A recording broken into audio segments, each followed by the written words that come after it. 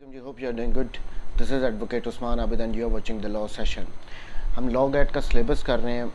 आज मैंने कुछ एमसीक्यूज़ प्रिपेयर किए हैं पार्लियामेंट के पोर्शन में से, कॉन्स्टिट्यूशन ऑफ पाकिस्तान में से, from section 50 to 61। So let's see.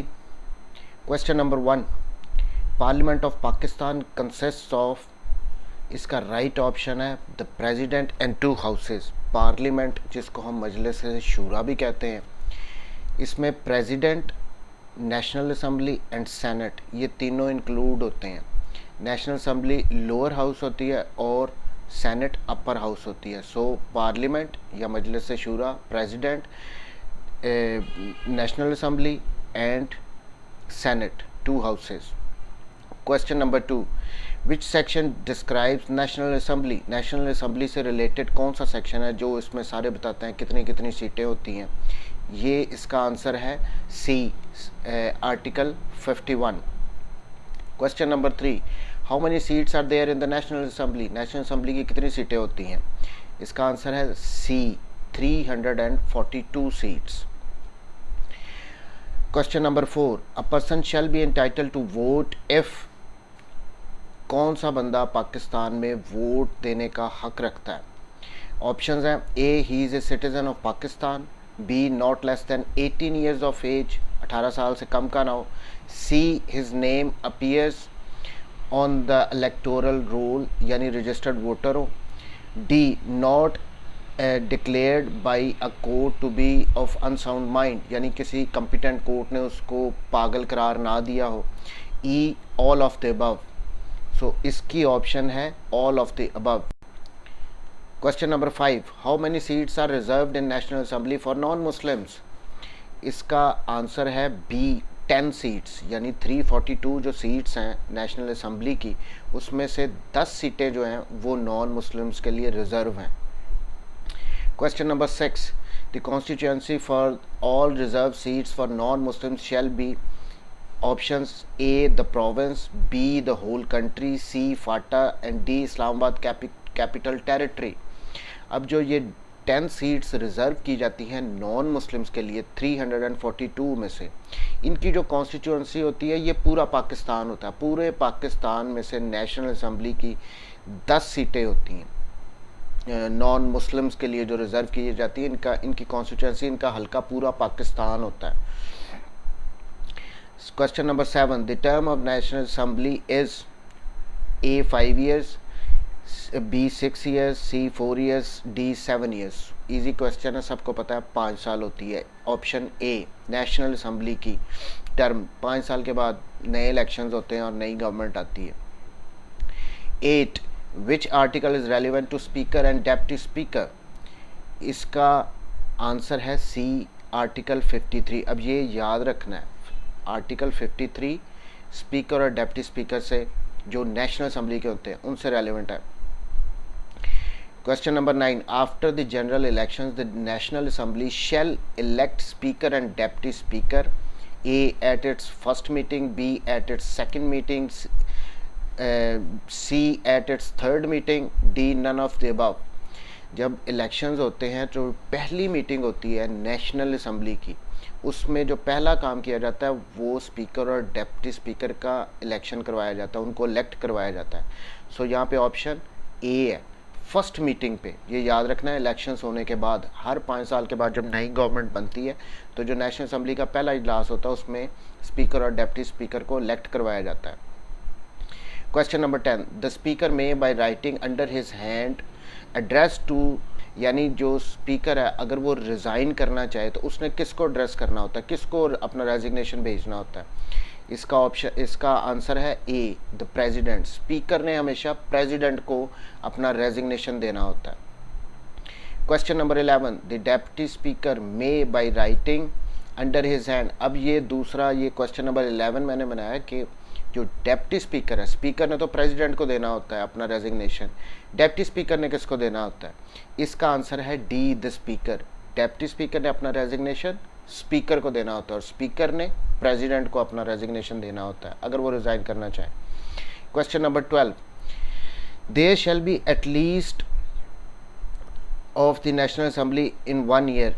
इस एक साल में नेशनल असम्बली के कितने सेशन होते हैं? इसका आंसर है बी, 3 सेशंस, 3 सेशन होते हैं हर साल में नेशनल असम्बली के। There shall be a gap between 2 sessions of National Assembly not more than A 120 days, B 100 days, C 150 days and D 140 days। जो अब मैंने पहले बताया कि 3 सेशन होने हैं नेशनल असम्बली के, एक सेशन, उसके बाद दूसरा सेशन, उसके बाद तीसरा सेशन। अब ये 2 सेशंस के दरमियान जो गैप होगा वो कितने दिन का होना है? इसका आंसर है ए 120 डेज। 120 दिन का गैप हो सकता है, इससे ज़्यादा का नहीं होता। फिर दूसरा उन्होंने नेक्स्ट सेशन होना ही होना होता है। Question number 14, the national assembly shall meet for not less than dash in each year.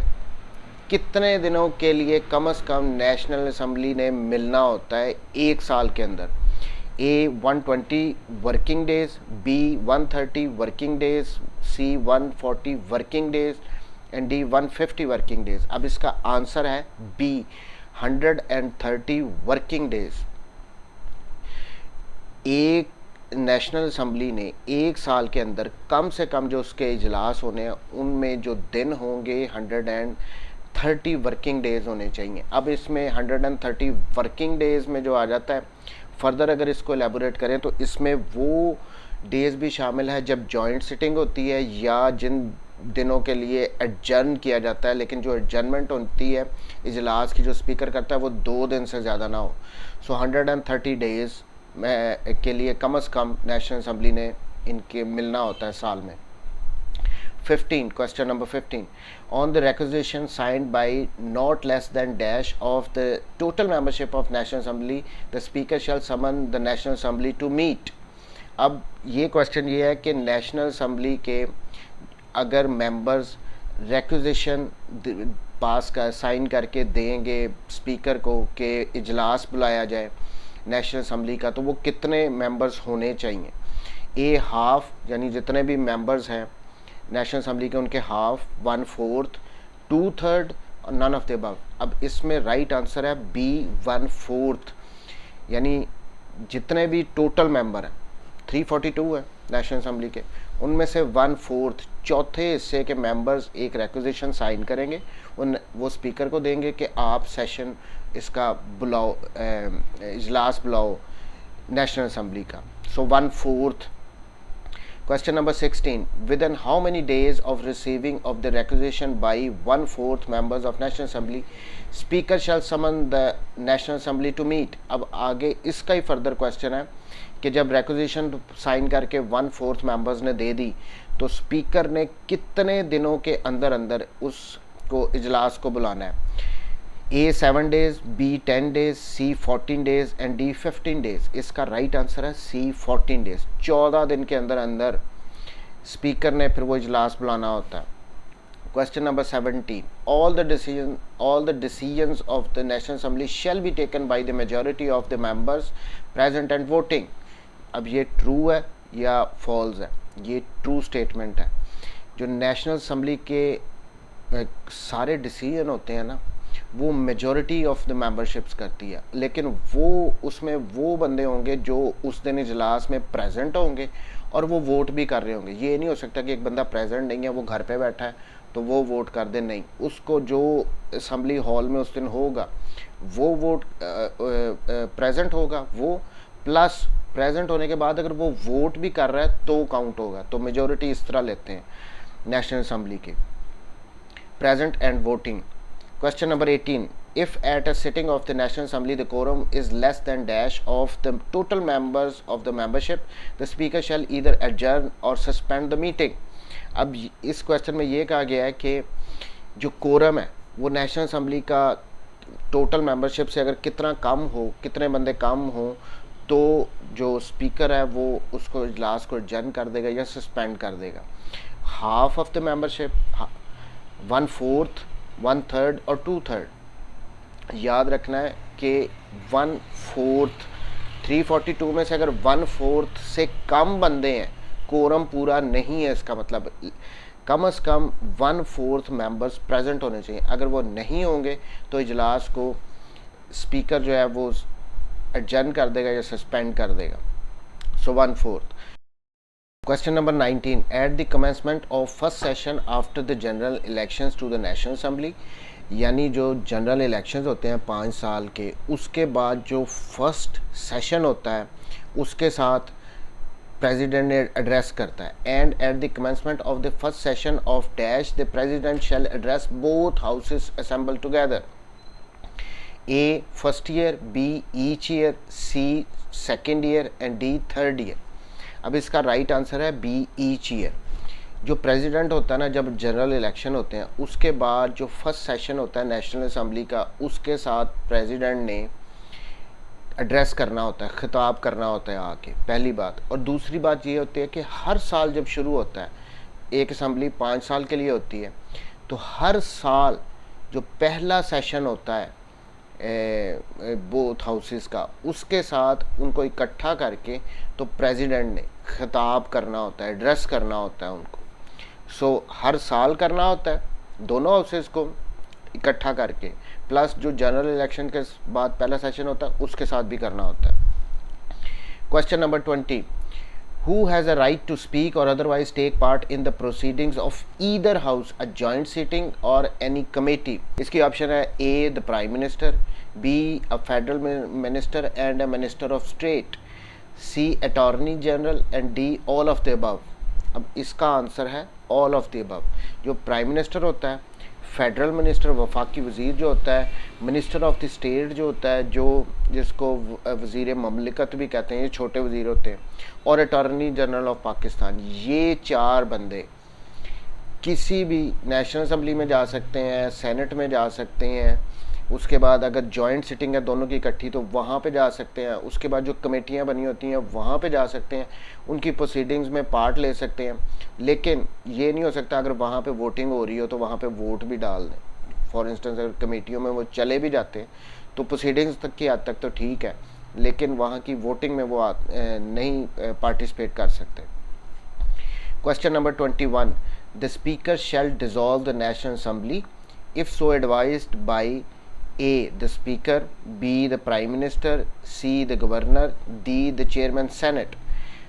कौन सा बंदा है जो प्रेसिडेंट को एडवाइस करता है और प्रेसिडेंट को एडवाइस करता है और वो प्रेसिडेंट असम्बलियाँ डिज़ोल्व कर देता है, नेशनल असम्बली को डिज़ोल्व कर देता है। इजी सा है, B इसका आंसर है B the prime minister. 58 article है इसका।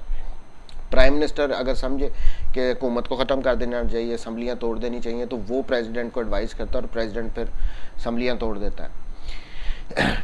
Question 22, the national assembly shall unless sooner dissolve stand dissolved at the expiration of dash after the prime minister has so advised. ये पहले क्वेश्चन का ही next part है कि prime minister ने advice किया कि आप असम्बलियाँ तोड़ दें प्रेसिडेंट को, लेकिन प्रेसिडेंट ने अगर वो नहीं तोड़ी तो कितने टाइम ड्यूरेशन के ख़त्म होने के बाद वो असम्बलियाँ ऑटोमेटिकली टूट जाएंगी। A 24 hours, B 48 hours, C 72 hours and D 96 hours. इसका राइट आंसर है B 48 आवर्स। 48 आवर्स तक अगर तो प्रेसिडेंट ने असम्बलियाँ डिज़ोल्व कर दी तो वेल एंड गुड, अगर नहीं करता तो वो ऑटोमेटिकली टूट जाएंगी, डिज़ोल्व हो जाएगी national assembly. Question number 23, which article describes the formation of the senate. अब सेनेट से रिलेटेड कौन सा आर्टिकल है? इसका आंसर है B 59। जी हमें याद रखने हैं, ये इंपॉर्टेंट आर्टिकल्स हैं।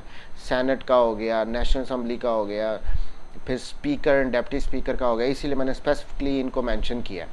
सो senate 59। Question number 24, how many members are there in a senate? 342, 104, C 332, D 108। National assembly के 342 मेंबर्स और इस जो सेनेट है इसकी 104 होती हैं इसकी सीट्स, ये हमेशा याद रखना है। Senate 104। Question number 25, how many members of senate shall be elected from each provincial assembly? के हर सूबे की से कितने सेनेटर्स बनते हैं, ये क्वेश्चन है। इसका राइट आंसर है B 14, 14। हर सूबे से 14 होते हैं और वो 14 ही रहने होते हैं। वो जो सेनेट है ना, इसके मेंबर्स 104 ही रहने, इनमें चेंजिंग नहीं होनी। नेशनल असम्बली के 340 सीट्स हैं, 42 सीट्स हैं, वो चेंज हो सकती हैं। जैसे कि अब फाटा जम हो गया है इसमें KPK में, तो क्या होगा, KPK की सीट्स थोड़ी नेशनल असम्बली में बढ़ जाएंगी। अब जब नया इलेक्शन आएगा ना, तब वो उसमें बढ़ जाएंगी, क्योंकि उनमें चेंजिंग हो सकती है नेशनल। बट ये जो सेनेट की सीट्स हैं ये नहीं चेंज होनी, ये 104 ही रहनी है। अब 2 फाटा मर्ज हो चुका है KPK में, तो जो फाटा की सीटें हैं वो इसमें ऐड होनी चाहिए, बट नहीं होंगी। KPK की जो सीट्स हैं वो 14 ही रहनी है, वो 14 से नहीं बढ़नी। 2 उसमें मर्ज भी हो गया है फाटा। सो हर सूबे की कितनी सीट्स हैं? 14। Question number 26, Which house of the parliament is the permanent house? A. Senate, B. National Assembly, C. Provincial Assembly and D. None of the above. ये जो सेनेट है ये परमानेंट हाउस है, ये कभी डिसॉल्व नहीं होता है। सो ए सेनेट। नेशनल असेंबली हर 5 साल के बाद ख़त्म हो जाती है और नए इलेक्शन आते हैं, या उसको नेशनल असेंबली को डिसॉल्व भी किया जा सकता है अगर प्राइम मिनिस्टर एडवाइस कर दे तो। बट जो सेनेट है ये कभी डिसॉल्व नहीं होती, ये परमानेंट हाउस है of parliament. 27, a member of the senate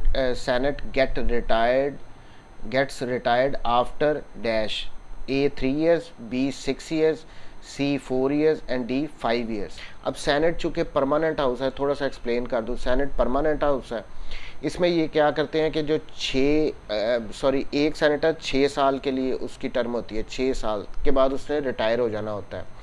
अब 104 जो मेंबर है, हर 3 साल के बाद जो आधे मेंबर है वो रिटायर होते हैं और आधे रह जाते हैं, उनकी जगह नए इलेक्ट हो जाते हैं। फिर जो आधे रह जाते हैं वो अगले 3 साल के बाद रिटायर हो जाते हैं और उनकी जगह नए इलेक्ट हो जाते हैं। सो हर 6 साल की टर्म होती है, लेकिन सेनेट में हर 3 साल के बाद आधे रिटायर हो जाते हैं और आधे नए इलेक्ट हो जाते हैं। फिर यही प्रोसेस अगले 3 साल के बाद होता है। Question number 28, the term of the office of the chairman senate and deputy chairman senate shall be dash from the day on which he enters upon his office. Chairman और deputy chairman of the senate, इनकी term कितनी होती है? ये answer है B, 3 साल के लिए होते हैं। हर 3 साल के बाद नया जब रिटायर होते हैं, नए इलेक्ट होते हैं, तो हर 3 साल के बाद चेयरमैन और डेप्टी चेयरमैन भी नए इलेक्ट होते हैं। Question number 29, which article is relevant to chairman senate and deputy chairman senate? ये इसका आंसर है बी, आर्टिकल 60। मैंने पहले भी कहा इस किस्म के वो सवाल छोटे पूछ सकता है, तो ये याद रखना है, chairman and deputy chairman senate, article 60। Question 30, the chairman may by writing under his hand. अब वहाँ पे मैंने पूछा था कि स्पीकर जो है अगर नेशनल असम्बली का वो रिज़ाइन करना चाहता है तो वो किसको अपना रेजिग्नेशन देगा? प्रेसिडेंट को। यहाँ पे जो चेयरमैन है वो भी, चेयरमैन सेनेट, वो भी अगर रिज़ाइन देना चाहता है तो वो प्रेसिडेंट को अपना रेजिग्नेशन देता है कि मैं रिज़ाइन कर रहा हूँ। क्वेश्चन नंबर 31, अब इसमें यह है डेप्टी चेयरमैन। अब अगर डेप्टी चेयरमैन रिज़ाइन करना चाहे तो उसने अपना रेजिग्नेशन चेयरमैन सेनेट को देना होता है। जैसे वहाँ पे डेप्टी स्पीकर ने स्पीकर को अपना रेजिग्नेशन देना होता है, इसी तरह अगर डेप्टी चेयरमैन सेनेट रिज़ाइन करना चाहे तो उसने अपना रेजिग्नेशन चेयरमैन सेनेट को देना होता है। Question 32, there shall be at least dash of senate in 1 year, 2 sessions, 3 sessions, 4 sessions, 5 session. Senate के कितने सेशन होते हैं एक साल में? इसका आंसर है 3 ईयर्स। जैसे नेशनल असम्बली के 3 सेशन होते हैं एक साल में, इसी तरह सेनेट के भी एक साल में 3 सेशन होते हैं। Question number 33, there shall be a gap between. अब ये जो 2 सेशंस होंगे, 3 सेशन होते हैं, इनके दरमियान गैप कितना होना है सेनेट के?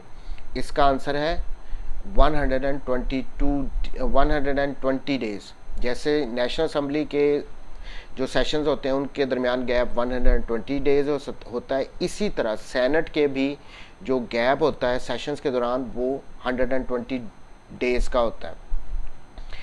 Question 34, senate shall meet for not less than dash in each year.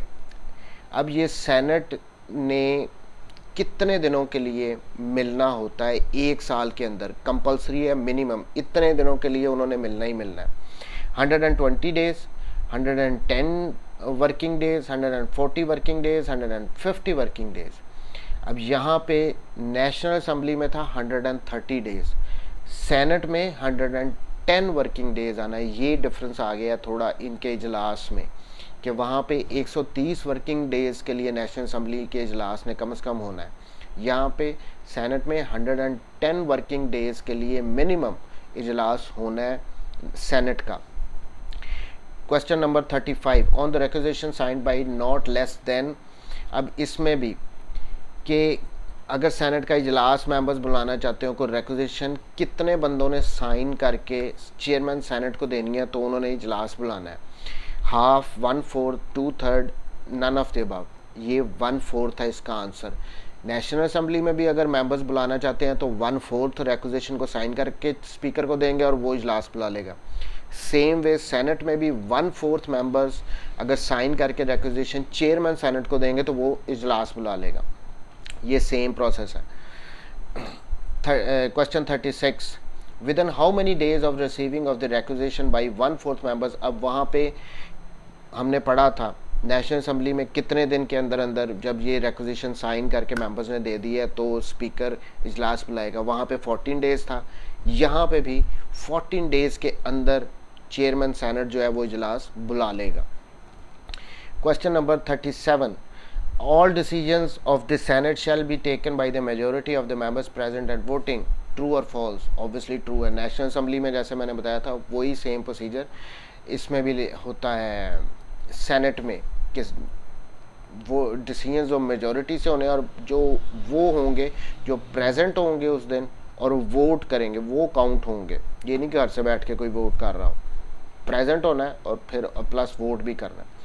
Last question 38, if at a sitting of the Senate the quorum is less than dash of the total members of the membership, the chairman shall either adjourn or suspend the meeting। अब कितने members से कम का quorum होगा तो इजलास को या तो चेयरमैन सेनेट एडजर्न करेगा या सस्पेंड करेगा। नेशनल असेंबली में हमने पढ़ा था कि 1/4 होंगे तो कोरम कम होगा और इजलास को स्पीकर सस्पेंड कर देगा या एडजर्न। यहाँ पे भी चेयरमैन सेनेट अगर उसको ये पता लग जाए कि कोरम 1/4 से कम है, यानी 104 जो मेंबर्स हैं उससे कम, उसके 1/4 से भी कम मेंबर्स प्रेजेंट हैं, तो वो इजलास को एडजर्न कर देगा या सस्पेंड कर देगा। ये थे कुछ क्वेश्चन जो मैंने पार्लियामेंट के पोर्शन में से बनाए थे from article 50 to 61। I hope ये आपको हेल्प आउट करेंगे अगर आप इसको समझ लें। ये इसी किस्म के क्वेश्चन आएंगे, ये मैंने कोर अंदर से निकाल लें। थैंक यू वेरी मच जी, टेक केयर।